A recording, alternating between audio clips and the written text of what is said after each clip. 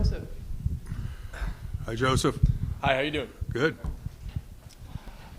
So what are you expecting from Dano this season? Well, I mean, I think if you look at Daniel Gray's resume, I mean, you see success written all over it. The only thing he doesn't really have, he wasn't given great physical size by the guy upstairs. But if you look at his competitive nature, how many games he's won, all the things he's done, so he brings a lot of intangibles to who we are as a football team. His leadership, his character, his toughness, and all those things. So I think we expect great things from him this season. But this spring is to get back in the hang of being the starting quarterback at a college program and hopefully leading Cal Poly to a championship. And by the end of spring, we would expect him to be in that type of form. Are you guys going to change anything about your offense, make it more pass-oriented? You know, that's the greatest question I've ever heard except for one thing. Do you realize we averaged 390 yards rushing a game last year? I mean, it almost broke the NCAA record. So if I could say that if we could have 390 yards a game rushing next year, I would say we won't change one thing. So the bottom line thing is, are we always looking to evolve and add? Probably. But the reality is not at the expense of success and not at the expense of giving us an opportunity to be competitively in every football game we play. It seems like you have a lot of new exciting recruits. Are you looking for anything specific from any of them? Well, those guys won't be there the fall. There are a couple of guys here, Casey Sublett, a kicker, and Tully McAllister, a transfer from Nevada Reno. We're expecting to see those guys and see if they can give us something that we think the kicking game needs some competition. We think Casey can do that. He went to Navy out of high school and then transferred back to El Camino Junior College and is here now. And Tully McAllister's from Palo Alto High School and went to Nevada Reno and decided to transfer here. So we look for that as being a competitive advantage to us and the fact that we played Nevada in the opening game. So hopefully he can give us some info. But, you know, they're both good players. Tully's probably a 6'1", 210-pound safety outside linebacker type of a guy. And hopefully those two guys are going to show us some things. And then a lot of the freshmen that were here last year in redshirted, that's really what the spring's about, is to see how much those guys have moved forward and how many of those guys are going to be able to get on the field and help us be a better football team. Mm-hmm. Coach, so you lose Chris Brown, but Corey Garcia and Joe Crowther are both coming back. You talk about the run game. It seems like you guys are losing your keystone of Chris Brown, but you guys got a lot of power coming up. Yeah, and there's no question. I think that Chris is always going to be missed because as Chris matured with the position, not only in his play but in his character as well as his leadership abilities, the more opportunity he had to be successful as a player, the more opportunity he became a successful leader. And I think that those things are two things that every coach wants. You want an athlete at quarterback, and you want a guy that can be a great leader at quarterback. So having Dano come in, that's going to be good because we think Dano possesses a lot of those same qualities. I think he feels like he is the guy now, so that'll be good. But I think he also feels that there's 3 offensive linemen coming back, and then you say Joe Prothro, outstanding football player, Corey Garcia, outstanding football player, and we think Kyle Lewis has the ability to be a great player with DJ Peluso as the other guy. So we really feel like the firepower on the offensive side of the ball is there. And like I said before, if we can average 390 yards a game rushing and 38 points a game, I think that we should win a lot of games. And therefore, one of the things we're trying to do better this spring is play better defense. Yeah, that kind of seemed like it was the focus last year. Was defense. Is it kind of the same this year? Well, I just think that, one of the things we're finding difficulties in recruiting, it's tough to find the size and the academics to go hand in hand in trying to play with 4 down guys on defense. So we'll probably be more of a 3-down guy defensive football team, which we think will help us.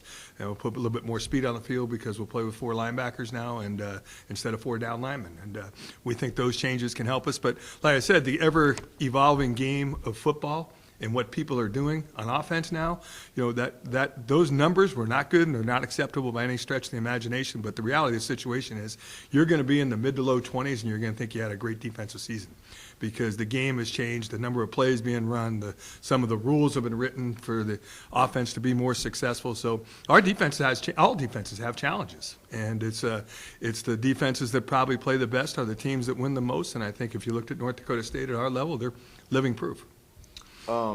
Speaking of your schedule last year, so this schedule, looking at the 2015, the top right out of the gate was pretty brutal. I'm not too familiar with Nevada, but does this year kind of start out a little bit? Well, the one thing I'd say is they went to a bowl game, so they were FBS bowl eligible, so they're pretty good. There's no question about that. And I think South Dakota State is really good. And I think anytime you play the University of San Diego and they've won, I don't know how many games they've won in the last 10 years, but I bet it's approaching 100. In 10 years, that's a pretty good record. So it may not be as daunting looking on paper, but I think the actual task of playing those 3 games is going to make us a better football team, but they're also going to be very competitive games. And we expect, like we did at Arizona State, to go to Nevada and play well and hopefully build off of that. Coach, just kind of your thoughts on spring training. You excited? You looking forward to it? Well, I hope so. I mean, I think if you're not excited, you shouldn't be doing it. But, like, you know, I always get into it with our assistant coaches this time of the year and the fact that, you know what my goal is? Stay healthy. You know what their goal is?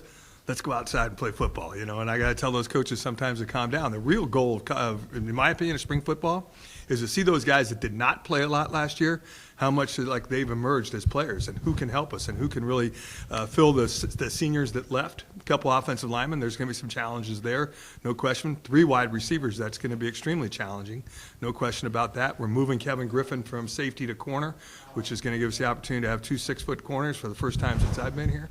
I think that's going to be somewhat of a challenge, changing from 3 down to 4. I mean, from 4 down to 3 down, bringing Josh Latuli-Nasanoa back. Chris Santini has to become a guy that we really can count on. There's some guys that have been in the program that we really need to find out how well they're going to play, as whether they're 2nd, 3rd, 4th, or 5th-year players. We need about 4 or 5 guys to really step up this spring and show that they're ready to play at the level we need to play to win a championship. Coach, apologize for being late. No worries. Did you talk about the quarterback position at all? Dano Graves is a guy, like I said at the beginning, he is a guy that really, really knows how to win. And I think that I'm really looking forward to him bringing all the things that he can do that make him Dano Graves. And we don't want him to be Chris Brown because he's not Chris Brown. We want him to be Dano Graves, and we think he has the ability to do that. I think Khalil Jenkins proved that he could probably play at this level as well. Corey Fox is going to move from wide receiver to quarterback and play a little bit of both this spring. And then, you know, Mr. Andrew Barner. So we really feel like at the quarterback position, there's 4 guys. No question Dano is a guy. His teammates voted him captain already. So he has the confidence of not only the coaches, but of the players that he plays with, what I think is extremely important too.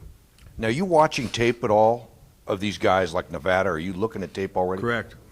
So during spring, what we do is we pick a team each week or each couple of days that we try to emulate. So when the defense is on defense, then we try to have a scout or what we call a show team offense go out there, and they'll be North Dakota, they'll be South Dakota State, they'll be Nevada, they'll be San Diego, they'll be Montana, and try to combine some of the things that everybody does, so you're kind of really emphasizing the important things you need to be able to defend.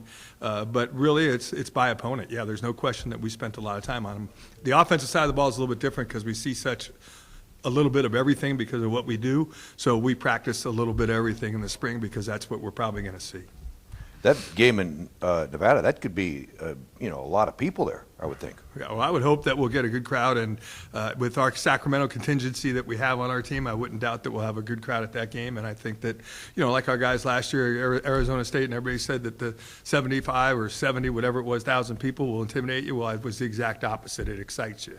And I think our players understand that it's an exciting environment to play in, and we're going to look forward to getting to Nevada and starting the season off on the right foot and seeing what we can do as far as beating a Mountain West school.